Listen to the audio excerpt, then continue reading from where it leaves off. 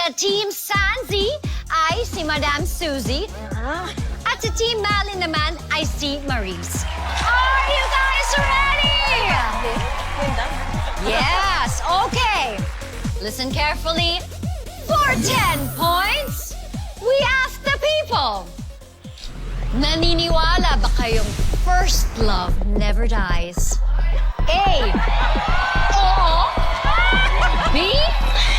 Hindi. Teams, ano kaya ang sagot ng people? Your 5 seconds start now!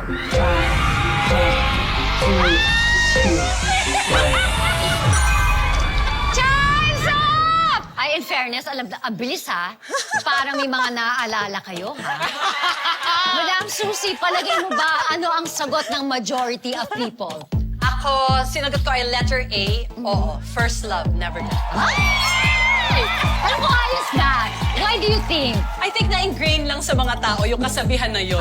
Okay. It's not necessarily true, pero parang pag sinabi sa'yo, parang, ay, oo nga, no? Pero parang kahit hindi ka naniniwala.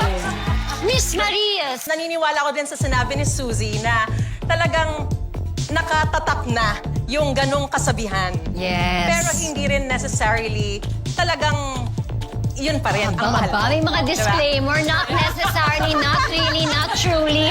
Ganun talaga, mga in denial. Pero bago natin i-reveal ang sagot ng mga people, syempre, we would also like to hear from them. Sean? Eto, kasama na natin, the people themselves. Ayan, ang ganda-ganda ni Mami, oh. Kinikilig ako. Ano pangalan mo? I'm Jen from Pampanga. Ito ang tanong ko sa'yo, tama ba na first love never dies? Oo, hindi.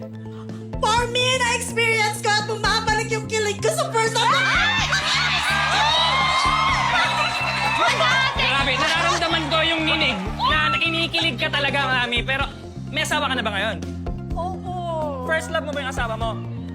Hindi, pero yung first love ko. Yari! Pero yung first love ko. Oo. Hanggang ngayon, first love ko pa rin.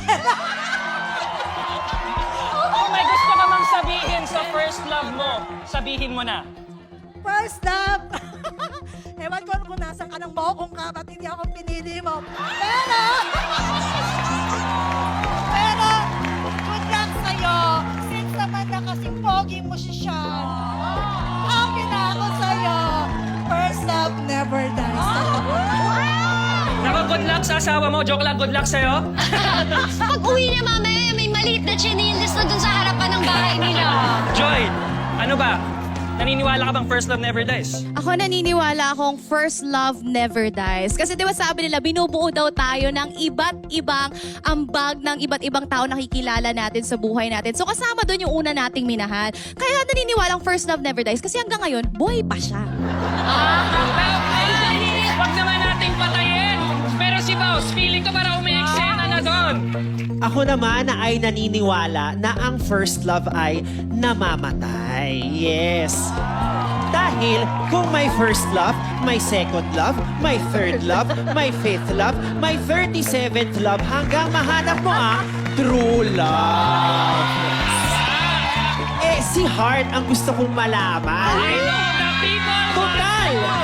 I mean, Naniniwala ba? Usually, host po ako dito, pero dahil sa topic na to, isasagot ko siya. In life, you do have a true love, you have the right love, and then you also have a great love, and then destiny. Apat kasing nangyari sa akin. But not necessarily you end up with them. Sometimes, some loves are meant to be great, so you will remember them for a lifetime. So not necessarily, guys, ita-treasure natin yung memories mo. Heart, sino ba yung first love ngayon? First love ko? Oo. Si John Prats. Ayun na nga! Eto naman sa mga nanonood ngayon sa ating live stream na hindi pa nakaka-move on sa kanilang first love. I-comment yun na nga ang kanyang pangalan sa comment section, baka mapansin ka. Pero eto na, Heart, ano ba ang sagot ng people? The people have spoken at ang sagot ng people ay...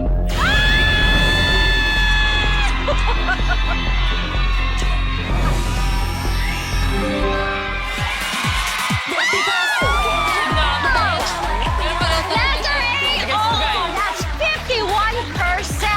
So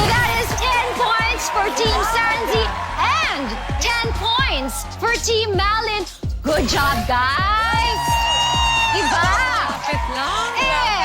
Super lapit lang. Pero ito, ang sunod na magtatapat. Mommy Sue and Lynn. Iba naman. Alright, ladies. Go, Len, shake, Len. So are you ready, guys? Yeah! Alright. Ito naman. For 20 points. Go, Len. We asked the people, may lalaki nag-hold up ng bangko. Nang sundan mo siya, nakita mong ibinigay niya ang pera sa mahihirap. Ano ang gagawin mo? Letter A, wala, kasi tumulong naman siya. Letter B, isusumbong sa pulis. Ladies, ano kaya ang sagot ng people? Your 5 seconds start now!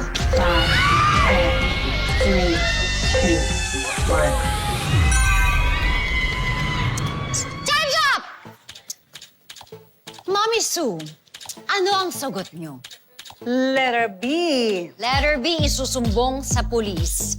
And bakit po? What do you think? What's the Pag feeling? naisumbong na sa pulis, bahala na ang pulis na magsuri kung bakit niya ibinigay yung pera doon sa mga mahihirap. Yes.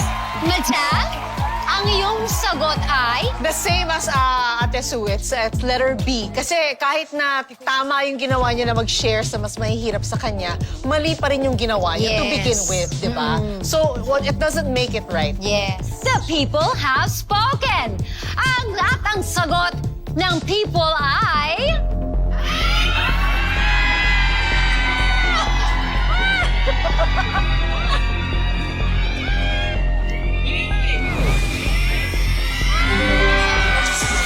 Wow, yes! Napaka-exciting ng games dahil wala pang nagkakamali. So update muna tayo sa scores. The score is still tied. 30 points each for Team Sanzi and Team Malin. Good job, guys! Dapat bang i-post sa social media ang pagtulong mo sa ibang tao o isang organisasyon? Team Sansi said B, no. While Team Malin said A, yes. Nahulaan kaya nila ang sagot ng majority? The people have spoken at ang sagot ng people ay...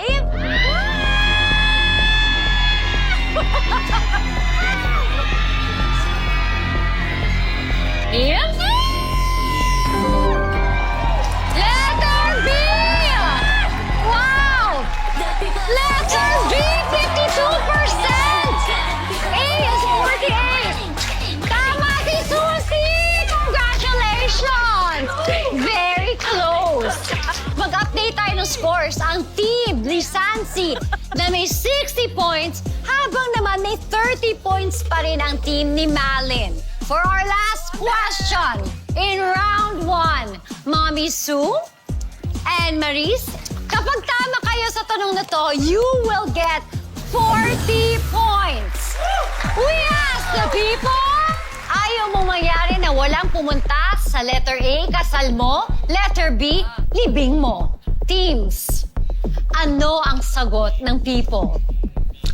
Your 5 seconds, start now.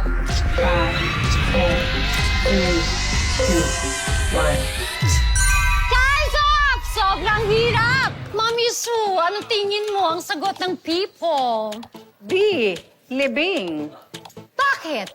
Alam mo, kasi pag ililibing ka na, di ba, kung maraming nagmamahal sa'yo, maraming pupunta sa libing mo, maraming malulungkot. Pag walang dumating, ibig sabihin wala kang itinanim na kabutihan, di ba? Pag, napakalungkot naman na ikaw lang yung doon yung kabaon mo lang, di ba? Parang gano'n. Oo. So, ibig sabihin nun, yun kasi yung sukatan ng karakter mo kung paano ka nabuhay sa huling oras mo dito sa Celebration ibabaw ng mundo. life, Yes. kumbaga. Pupunta ka na sa ikalawang mundo, ikalawang Yes. yugto ng buhay mo. At pag maraming dumating, ibig sabihin, maganda ang nagawa mo sa panahon ikaw ay nabubuhay. Ang ganda! Miss Marias, bakit kasal mo ang sagot? I very much agree with Ate Sue. Kaya lang, syempre, isa sa pinakamasayang okasyon sa buhay ng isang tao yung kasal. And you would want to celebrate it with all your loved ones, with a lot of people. And you want to see them be there for you. And saka, buhay ka pa. So nakikita mo kung sino yung mga dadalo. Nandun na. Oh my God, nahihirapan kaya ang people. Pwede Sa tanong ko. Tanungin natin ang people. Una-una pala, tanungin natin ating celebrity Baus. Baus, kinasal ka na ba? Hindi pa. Nailibing ka na ba? Malapit na. Pero ito, anong opinion mo, Baus? Grabe tong tanong na to. Talaga nga namang napapanahon, di ba? Pero feeling ko po, okay, mas masakit kapag walang pumunta sa kasal mo kasi sa libing mo, tama nga si Miss Maris, di ba? Hindi mo na malalaman yun, hindi mo na maaalala. Saka, masakit pong makita ang mga loved ones mong umiiyak habang kumakain ng biskwit, di ba? Mahirap po yun. Pero pag sa kasal mo walang pumunta, ibang level ng heartache yun. Kasi kaya nga yun kasal eh, dapat may kasali. Dapat meron kang makakasalamuha. O, di ba? Kasi pag walang pumunta sa kasal mo, hindi na kasal yon. Ang tawag na doon ay sakal. Okay? Heart, ito, alam ko gusto malaman ng people. Sa'yo naman, ano bang ayaw mo mangyari? Walang pumunta sa kasal mo o libing mo? Kasi yung sa akin sa kasal ko, walang pumunta. Yung mga magulang ko, hindi sila pumunta. Pero sa totoo lang, dahil lagi ko naman pinili yung happiness ng iba, happiness ko yung inuna ko. So, wala akong pake kung walang pumunta. Pero, mumultuhin ko sila kung hindi pumunta yung mga nagmamahalsan sa libing ko. Kasi, minahal ko kayo ng buong buhay ko, tapos hindi nyo ako pupuntahan. Yun yung sa akin. Pero, ay naiyak, Chuck. Let's find out. The people have spoken at ang sagot ng people ay...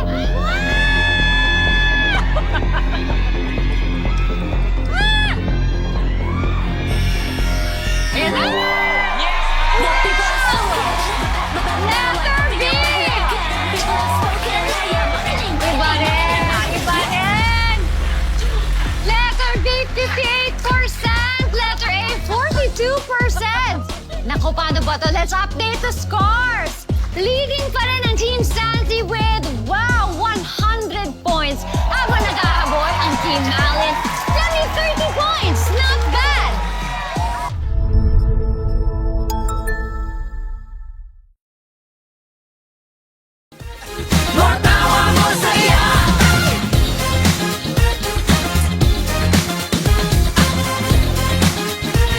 More